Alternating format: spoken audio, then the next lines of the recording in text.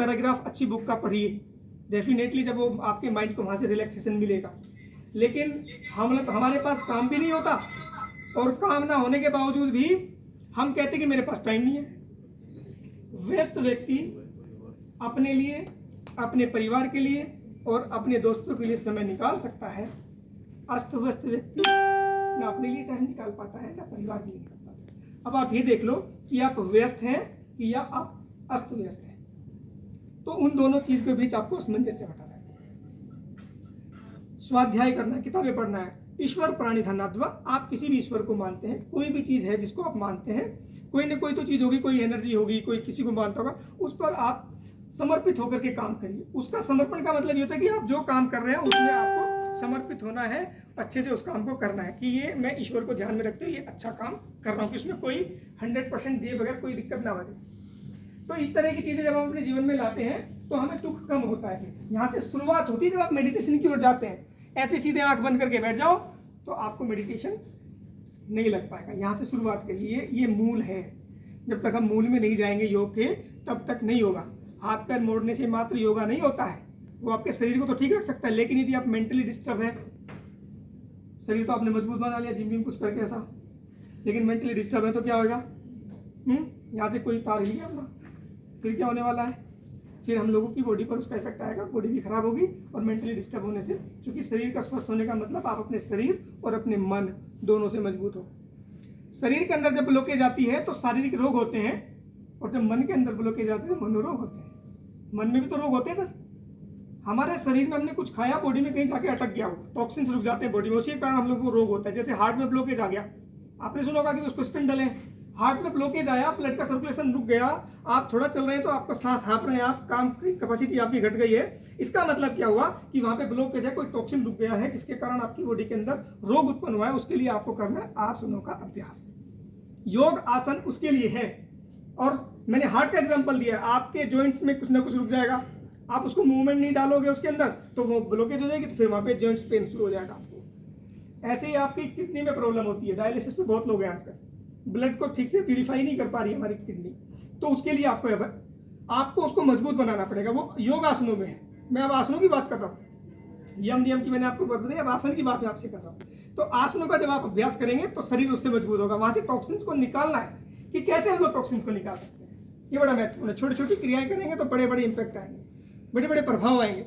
छोटी छोटी क्रियाएं, क्या होता है कि छोटी चीज, छोटे छोटे काम कोई बड़ी चीज नहीं होती, लेकिन छोटे छोटे काम बहुत सारे करोगे तो बहुत बड़ी चीज बन जाती है ना। पूर्णता छोटे छोटे काम करने से ही आती है, एकदम बड़ा काम नहीं कर सकते। छोटे छोटे काम अच्छे से करते जाइए तो फिर पूर्णता जाएगी, ये बहुत आवश्यक है। तो आसनों का अभ्यास करने से आप अपनी बॉडी के अंदर के टॉक्सिन्स को बाहर निकालेंगे, और जब बॉडी के अंदर से टॉक्सिन्स बाहर होंगे तो बॉडी लाइट हो जाएगी, हल्की हो जाएगी। हल्की होएगी तो आपका मन प्रसन्न रहने लगेगा। अब एग्जाम्पल मैंने आपको कॉन्स्टिपेशन का दिया है, कॉन्स्टिपेशन ठीक रहेगा तो आराम से आके अच्छे से काम तो करोगे ना। तो इसीलिए आजकल कॉर्पोरेट में योगा की जरूरत पड़ रही है। आसन से आपको कंधों में दर्द रहता है, बहुत से लोगों को सर में दर्द रहता है, कंधों का प्रॉब्लम तो एकदम कॉमन ही हो गया है कि सर्वाइकल स्पॉन्डिलाइटिस लोगों को हो रहा है, बैक पेन का प्रॉब्लम है, पैरों में दर्द रहता है, घुटनों में दिक्कत होने लगी है, एंकल पेन होने लगे, छोटी छोटी बातें। और स्ट्रेस, डिप्रेशन, एंजाइटी तो छोड़ ही लो, उसमें तो सभी है। वर्कलोड है जी, हमारे ऊपर बहुत प्रेशर रहता है, सर आपको पता नहीं है, ऐसे बताते हैं लोगों में जब जाते हैं ना, जैसे क्वेश्चन आंसरिंग बात होती है, अकेले में मिलेंगे, सर आपको पता नहीं है कितना प्रेशर में रहते हैं। डेफिनेटली आप प्रेशर में रह सकते हैं। आप उस प्रेशर को रिलैक्स तरीके से आप कैसे हैंडल करें, यहाँ से योग की यात्रा आपकी शुरू होती है। ये मैंने आपको आसन की बात बताई है। एक होता है प्राणायाम। प्राणायाम आपके मन पर काम करता है। मैंने आपको बॉडी के बारे में बताया, अब मन की बात कर लेते हैं। मन चले वातम चलम चित्तम निश्चले निश्चलम भवेत। जैसे जैसे हमारी श्वास चलती है वैसे वैसे हमारे मन की गति चलती है। अब मन में ब्लॉकेज आना मनोरोग को उत्पन्न करता है। आपको घर में किसी ने कुछ कह दिया, आपने उनकी बात को अपने मन में स्टोर कर लिया, यानी कि ब्लॉकेज हो गया वहां पे। जब तक आप उसको बाहर नहीं रखोगे तो वहां पर रिलैक्सेशन नहीं आएगा, वहां से आपको स्ट्रेस होएगा, फिर आपको डिप्रेशन हो जाएगा, एंजाइटी हो जाएगी, चिड़चिड़ापन आपके अंदर आ जाएगा, एंगर आ जाएगा आपके पास, जिससे आप चिढ़ते हो उसके सामने जाओ, अपने आप ही दांत भींच ले। तो अभी सामने खड़ी थी है, ये सामने आया, मैं तो ऑफिस के लिए निकली हूँ, ये सामने अभी दिन खराब कर दिया मेरा तो ऐसा।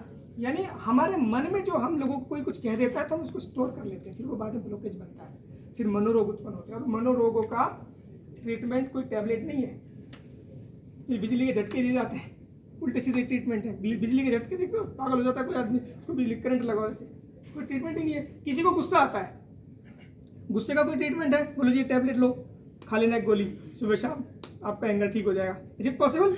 नहीं। प्राणायाम मतलब ब्रीदिंग एक्सरसाइज, आपने योग में देखा होगा, बाबा रामदेव भी करते हैं ऐसे ऐसे ऐसे करके। अब हम लोगों के मन में प्रश्न होगा कि इससे होएगा क्या, श्वास तो ले रहे हैं, लेकिन क्रमबद्ध तरीके से श्वास को लेना और छोड़ना, उसको प्राणायाम हम बोलते हैं। अब इसकी आवश्यकता क्यों है, ये सबसे महत्वपूर्ण। ये बात यदि आपने समझ ली तो मेरा आने की सार्थकता पूरी हो जाएगी। बस ये छोटी सी बात समझने की है। जब आप बीमार होते हो, खाने पीने में चेंज करते हो, खाना अपना बदल दोगे, क्या खाना क्या नहीं खाना है, पीने में चेंज करो, क्या पीना है क्या नहीं पीना है। लेकिन हमारे शरीर को ठीक रखने में एक बहुत ही महत्वपूर्ण चीज है, वो है आपकी श्वास। क्यों जी, बिना श्वास के रह सकते हैं? कोई रह सकता है बिना श्वास के? खाना खाए बगैर भी रह सकते हो, पानी पिए बगैर भी रह सकते हो, लेकिन प्रॉपर आपकी बॉडी में श्वास जा ही नहीं रही है। आप श्वास ले रहे हो, वो लंग्स में जा रही है, लंग्स में एल्वुलाई है, एल्वुलाई हमारे ब्लड में ऑक्सीजन को डिजोल्व करती है, वो ठीक से डिजोल्व भी नहीं कर पा रही। कितनी अच्छा खाना खाओ, खाया पिया नहीं लगता जी। हमारे मेरा बेटा है जी, इसको खाया पिया लगता है जी, पतला सा है, ऐसा बोलते हैं, कॉमन बात है कि खाया पिया, क्योंकि ऑक्सीजन ठीक से जा ही नहीं रही बॉडी के अंदर। आप जब प्राणायाम करते हैं तो आप अपने लंग्स की कैपेसिटी को बढ़ाते हैं। आपके लंग्स में जो एल्वुलाई है, जो करोड़ों की संख्या में है, उसकी कैपेसिटी को आप बढ़ाते हैं। 30% काम कर रही है इस समय, प्राणायाम करोगे तो 70-80% काम करेंगी, और जब वो 80% काम करेगी तो यानी कि आपके ब्लड में मैक्सिमम ऑक्सीजन डिसॉल्व होगी, और मैक्सिमम ब्लड में डिसॉल्व होगी ऑक्सीजन, तो वो बॉडी के अदर पार्ट में भी प्रॉपर जाएगी। जो अदर पार्ट में कोई प्रॉब्लम होगी तो वहां भी ठीक करेगी वो। ऑक्सीजन डिफिशियंसी के कारण तो बहुत सारे काम हो रहे हैं सर। डायबिटीज हो गई, डायबिटीज का मतलब क्या है? पैनक्रियाज ने इंसुलिन का सीक्रेशन बंद कर दिया। अब पैनक्रियाज में इंसुलिन का सीक्रेशन बंद इसलिए कर दिया क्योंकि उसमें प्रॉपर ब्लड का सर्कुलेशन है ही नहीं, ऑक्सीजनेटेड ब्लड जा ही नहीं रहा वहां तक, ताकि उसको ग्लूकोज आ गई है। तो इसीलिए आपको प्राणायाम करना। अब ये मैंने बॉडी में बताया प्राणायाम का अभ्यास, अब ये मन पर भी काम करता है।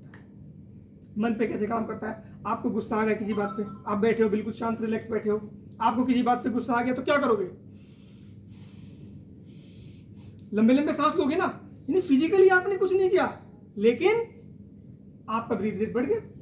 ब्रीथ रेट बढ़ गया यानी कि आपके मन में किसी प्रकार का कोई प्रॉब्लम हुआ, कोई कॉन्फ्लिक्ट आपके दिमाग में आया, मन में कोई दिक्कत हुई, तो उसका इंपैक्ट आपकी बॉडी, आपकी श्वासों पर आया। जब मन में कोई दिक्कत होने से उसका प्रभाव आपकी ब्रीदिंग पर आ सकता है, तो ब्रीदिंग एक्सरसाइज करने से आप अपने मन को शांत भी कर सकते हैं। इसलिए प्राणायाम करो, और आप कुछ दिन करेंगे तो आपको उसका इंपैक्ट आपकी बॉडी पर दिखाई देने लगेगा। और योग कोई ऐसी गोली नहीं है कि एक बार खाओ तो बस हो गए, ये करना पड़ेगा। ये सतत चलने वाली प्रक्रिया है। जिस प्रकार से खाना खाना जरूरी है, उसी प्रकार से हम लोगों को योग का अभ्यास करना जरूरी है। अपने जीवन में से कोई व्यक्ति सुबह यदि 20 से 25 मिनट भी नहीं निकाल पा रहा अपने लिए, अपने शरीर के लिए, तो वो व्यक्ति व्यस्त नहीं है, वो व्यक्ति अस्त व्यस्त है। इसलिए हम लोगों को आसन और प्राणायाम का अभ्यास करना चाहिए। उसके बाद मैं धारणा ध्यान समाधि के बारे में थोड़ा सा बताऊंगा। आइए कम ऑन, पोजीशन ले लीजिए, खड़े हो जाएंगे सब लोग अपने स्थान पे। कुछ अभ्यास करते हैं योगा का, है जी। बातें तो बहुत हो गई, चलिए फिट टुगेदर। यस, एक बार मेरे साथ